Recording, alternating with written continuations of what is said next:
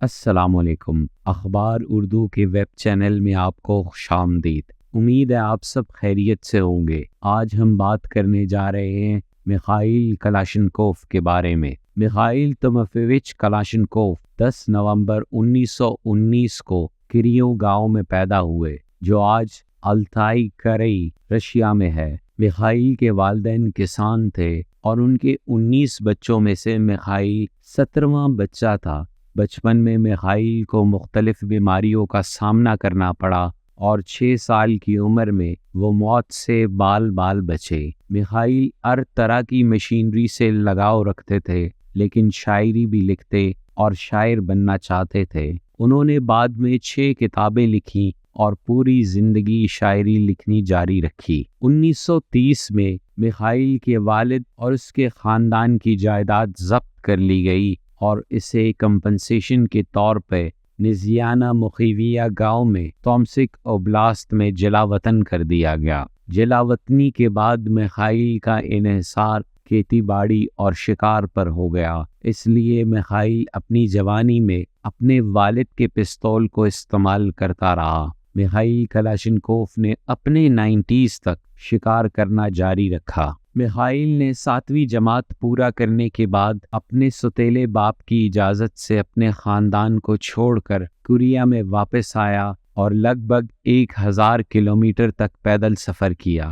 Korea میں انہوں نے ٹریکٹر اسٹیشن میں مشینز کی نوکری پائی۔ فیکٹری کے اندر ایک پارٹی آرگنائزر نے ان کی مہارت کو دیکھا اور انہیں ایک ڈائریکٹو دیا، جس کے ذریعے انہیں نزدیکی ویپن ڈیزائن بیورو میں بھیج دیا گیا، جہاں انہیں رائفلز میں فٹڈ شاکس کا ٹیسٹر بنایا گیا۔ 1938 میں انہوں نے ریڈ آرمی جوائن کی۔ ان کی چھوٹی سی انجینئرنگ اسکل کی وجہ سے انہیں ٹینک مکینک کے طور پر بھرتی کر دیا گیا اور بعد میں وہ ٹینک کمانڈر بن گئے۔ ٹریننگ کے دوران انہوں نے اپنے پہلے ایجادات بنائے جو صرف ٹینک سے نہیں بلکہ چھوٹے ہتھیار سے بھی ملتے تھے، اور جورجی زوکاف نے انہیں خود ایک گاڑی سے نوازا۔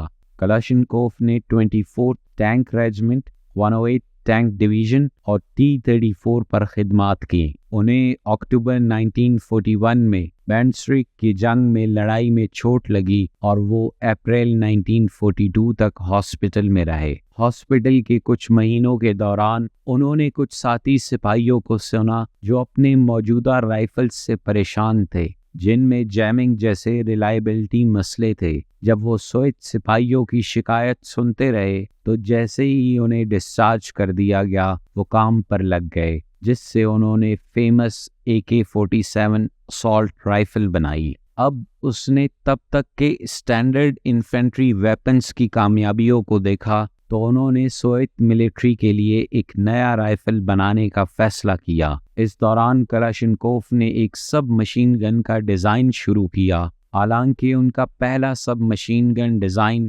سروس میں قبول نہیں کیا گیا، لیکن ان کے ہنر کو دیکھا گیا۔ 1942 سے آگے کلاشنکوف کو ریڈ آرمی کا چیف آرٹلری ڈائریکٹر کے central scientific development firing range for rifle fire arms میں بھرتی کیا گیا۔ 1944 میں میخائیل نے 7.62 39 ملی میٹر کارٹریج کے لیے گیس آپریٹڈ کاربائن تیار کیا۔ یہ اسلحہ لیکن یہ سمانوف کاربائن سے ہار گیا، جو بعد میں SKS کے روپ میں لایا گیا، لیکن یہ اس نے 1946 میں ہی اسالٹ رائفل مقابلے میں حصہ لینے کے لیے بیس بنایا۔ ان کے جیتنے والے ڈیزائن کو مختم نام دیا گیا۔ 1947 میں یہ پروجیکٹ اپنے اختتام کو پہنچا جب انہوں نے AK-47 کو ڈیزائن کیا۔ 1949 میں AK سوویت آرمی کا اسٹینڈرڈ ایشو اسالٹ رائفل بن گیا